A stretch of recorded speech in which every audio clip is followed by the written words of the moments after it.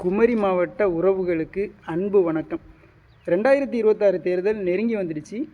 இந்த தேர்தலில் கன்னியாகுமரி சட்டமன்ற தொகுதி சார்பாக ஒவ்வொரு கட்சிகளும் ஒவ்வொரு வேட்பாளர்களை நிறுத்த போகிறாங்க.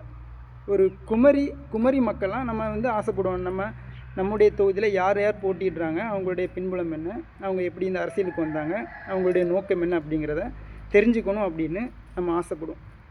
நாம் தமிழர் கட்சி சார்பாக யார் போட்டிடுறாங்க, அவங்களுடைய பின்புலம் என்ன, அவங்களுடைய நோக்கம் என்ன, அவங்க எப்படி அரசியலுக்கு வந்தாங்க அப்படிங்கிற விஷயத்தை நீங்கள் தெரிஞ்சுக்கணும் அப்படின்னு ஆசைப்பட்டீங்கன்னா, சமீபத்தில் அவங்க ஒரு தொலைக்காட்சி ஊடகத்தில் பேட்டி அளித்த அந்த லிங்கை நான் இங்கே பின் பண்ணியிருக்கிறேன்.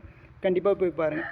இந்த பேட்டியில் ஒரு விஷயம் பதிவு பண்ணியிருப்பாங்க, எனக்கு ரொம்ப பிடிச்சது. எப்படின்னா, பொதுவாக ஒரு ஆணோடைய வெற்றிக்கு பின்னாடி ஒரு பெண் இருப்பாங்க, அதே போல் ஒரு பெண்ணுடைய வெற்றிக்கு பின்னாடி ஒரு ஆண் இருப்பாங்க அப்படிங்கிறத பொதுவாக சொல்லுவோம். ஆனால் ஒரு பெண்ணுடைய வெற்றிக்கு பின்னாடி நிறைய பெண்கள் இருக்கிறாங்க அப்படிங்கிற விஷயத்தை அதில் பதிவு பண்ணியிருப்பாங்க.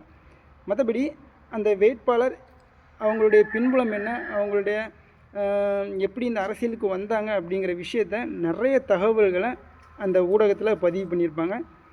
அரசியல் பார்வையாளராக இருந்தீங்க அப்படின்னா கண்டிப்பாக போய் பாருங்கள். ஒரு முக்கியமான ஒரு பதிவு தான். ஏன்னா ஒரு குமரி மக்களாக நம்முடைய வேட்பாளர்கள் யார் யார் அப்படிங்கிற விஷயத்த கண்டிப்பாக தெரிஞ்சுக்கணும்.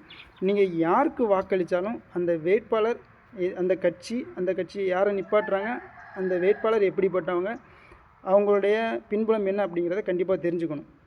அவங்களுடைய நோக்கம் என்னென்ன அப்படிங்கிறத கண்டிப்பாக தெரிஞ்சுக்கணும். அவங்களுடைய ஆளுமை என்ன அப்படிங்கிறத கண்டிப்பாக தெரிஞ்சுக்கணும்.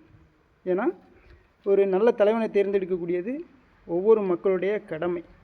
அதனால் சிந்தித்து வாக்களிக்கணும். நம்ம யாருக்கு வாக்களிக்க போகிறோம், அவங்க யார் அப்படிங்கிற விஷயத்தை நம்ம கண்டிப்பாக தெரிஞ்சுக்கணும். வாழ்த்துக்கள்.